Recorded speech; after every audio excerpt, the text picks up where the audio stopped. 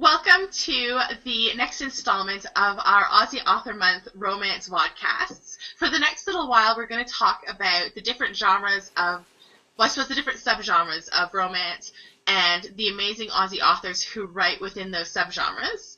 And we're going to talk a little bit about our favorite books in those areas as well.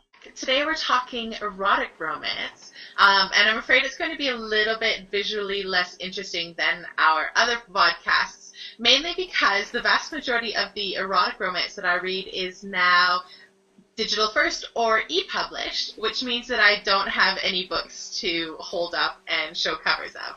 When I think erotic romance by Aussie authors, the first book that always pops into my mind is a book called Photo Opportunity, and it's a book by Jess D. And I used to review for All About Romance, and this is one of the very first books that I reviewed for them, and it was also one of the very first erotic romance books that I'd ever read. So I was determined to do a very good job with the review, and I have to admit I was a little bit nervous, I suppose, about taking on an erotic romance for review. But I just really liked it. It was a really nice story. The premise is about best friends basically becoming more. He wants more from her, but he doesn't think that she is aware of that, so he keeps having these short-term flings and affairs to, I suppose, take care of his emotional needs. And on her side, she just sees him having all these short-term affairs and thinks that he's never a man who's actually going to step up and commit. So they have this miscommunication from the get-go, and eventually he decides that he's actually going to start seducing her into a relationship. And I just really loved it. I just thought it was such a nice story.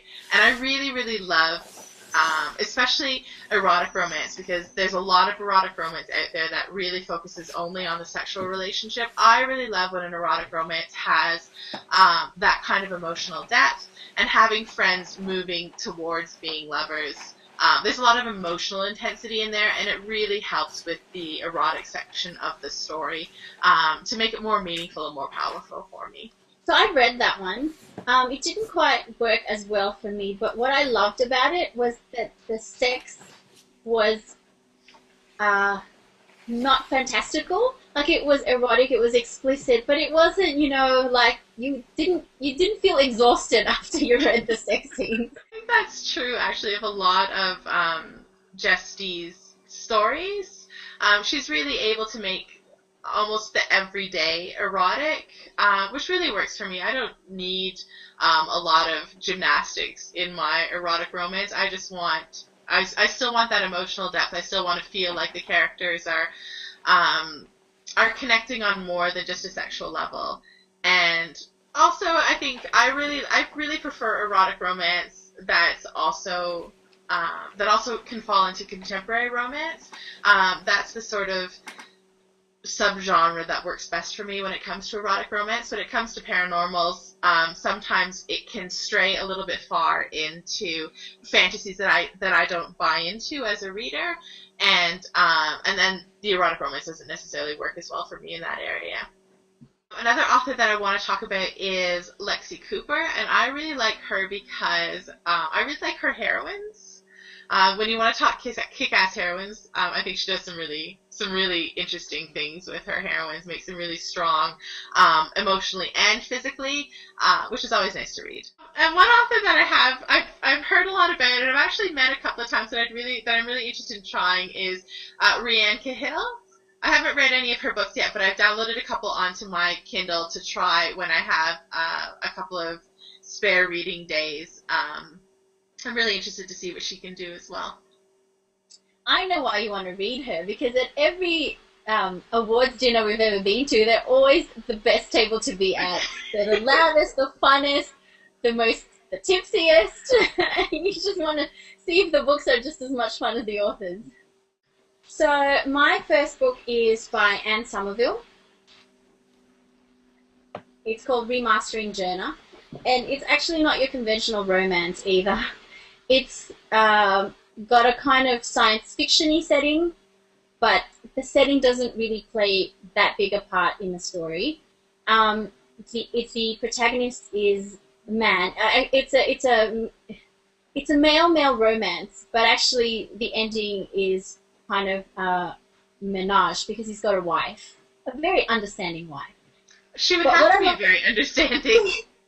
Well, the thing is, he goes through so much in this book that I think by the end, you know, the wife is pretty much, you know what, you deserve to be happy. So, but what I love about it is it has some really super strong BDSM scenes, and I'm usually very wary of BDSM in erotic romance because when they're done badly, they're just so terribly bad. Anne's book not only has super hardcore BDSM, I think it gets it really right in the psychological aspect of BDSM. And I haven't read a BDSM book that has kind of really touched me as much as this book. So totally recommended, but it's very explicit and it's quite a hard read.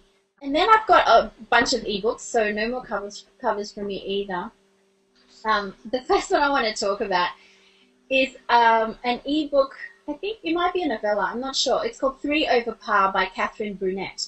And I think, if I understand it correctly, she was the first Australian author to be published by Carina. Okay. And it features, it's set in a golf course.